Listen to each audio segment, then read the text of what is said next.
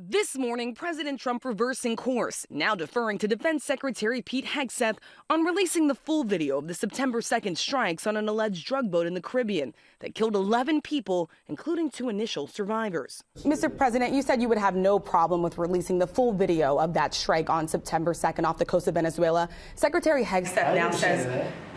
You said that. I didn't say that. This is ABC fake news. You said that you would have no problem releasing the full bit. Okay, well, Secretary Hegseth... Whatever Hegseth wants to do is okay with me. But just last week, President Trump said he had no problem making the video public. I don't know what they have, but whatever they have, we'd certainly release. No problem. So far, the Pentagon has released 22 videos of strikes on alleged drug boats.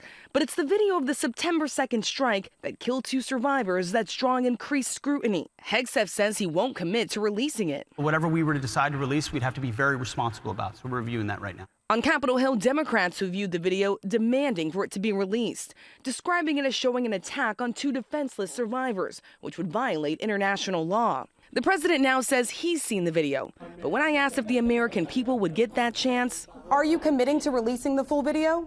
Didn't I just tell you that? You said that it was up to Secretary Hegseth. He wouldn't commit. I told you, whatever Pete Hegseth wants to do is okay with me.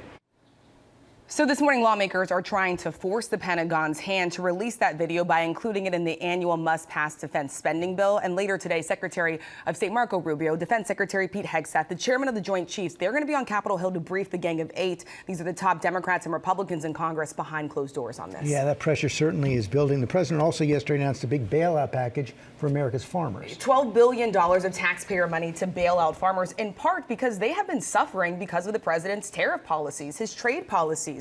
It is no secret here that American farmers have been suffering since China and this ongoing trade war. China stopped buying American soybeans for months. That has now resumed.